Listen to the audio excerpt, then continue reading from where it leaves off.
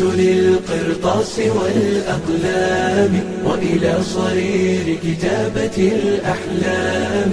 اشتقت للفجر الجميل لأنه تمضي به نحو العلا أقدامي، تمضي به نحو العلا. بسم الله الرحمن الرحيم.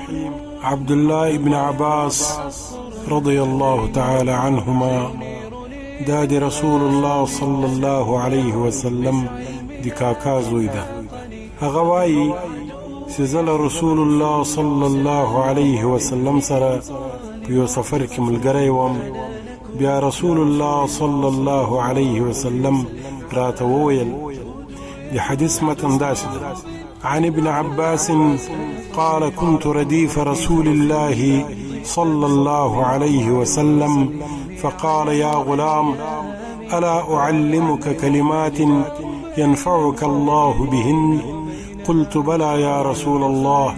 قال احفظ الله يحفظك، احفظ الله تجده أمامك، تعرف إلى الله في الرخاء يعرفك في الشدة، واعلم أن ما أصابك لم يكن ليخطئك، وأن ما أخطأك لم يكن ليصيبك، وإن الخلائق لو اجتمعوا على أن يعطوك شيئا لم يرد الله أن يعطيكه لم يقدروا على ذلك، أو أن يصرفوا عنك شيئا أراد الله أن يعطيكه لم يقدروا على ذلك، وأن قد جف القلم بما هو كائن إلى يوم القيامة.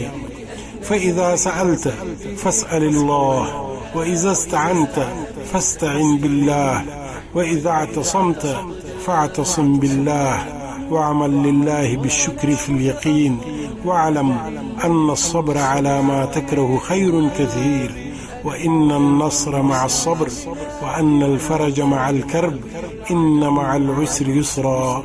رواه الدارقطني وابن مردويه والبيهقي والأصفهاني في الترغيب. عبد الله بن عباس رضي الله تعالى عنهما وايي چې رسول الله صلى الله عليه وسلم په یو سفر کې ملګری وم. رسول الله صلى الله عليه وسلم راته وویل: وهلکه زه تاته یو څو داسې خبرې در وښیم چې الله تعالی په هغو تاته ګټه ورسوي. ما وویل: هو یا رسول الله. ده راته وفرمایل: الله تعالی په یاد ساته، هغه به ستا ساتندوی سي. الله تعالی په یاد ساته، تل به حاضر ومومي، په ښه حالت کې، په خوشحاله حالت کې، په خوشحالي کې، په پراخي کې. الله تعالی وپېژنه چې په تکلیف کې تا په یاد وساتي. په دې پوه سه چې کوم تکلیف تا ته الله تعالی رسول وغواړي هغه له تا څخه نه خطا کېږي، او که کوم تکلیف چې له تا څخه چپول وغواړي هغه تا ته نسي رسېدلی. که ټول مخلوق را یو ځای سي او وغواړي چې تا ته څه درکړي، خو چې الله تعالی یې ونه غواړي هغوی یې تا ته نسي درکولی.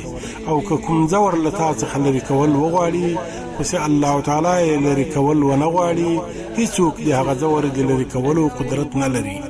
او قلم نور سوی ده، او د قیامت تر ورځې پورې څه پیښیږي هغه لیکل سوي دي. نو کله چې څه غواړې له الله تعالی څخه یې غواړه، که مرسته غواړې نو هم له الله تعالی څخه یې غواړه، که پناه غواړې نو هم د الله تعالی خواته پناه وړه، او په بشپړ باور سره د الله تعالی لپاره په شکر ایستلو سره کار کوه. او په دې هم پوه سه چې په ناخوالو صبر کول ډېر غوره کار دی، او له صبر کولو سره بری وي، او له تکلیف سره راحت وي. رښتیا هم چې له هرې تنګي سره اسانتیا وي. د دې حدیث روایت دارقطني او ابن مردويه او بيهقي او اصفهاني ترجمه كلام. صدق رسول الله صلى الله عليه وسلم. يا صاحب الإسلام بالعلم سوف أعود أبني بلدتي.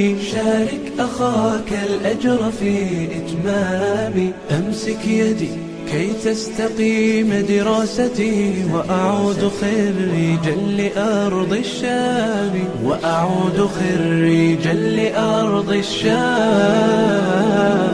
الشام.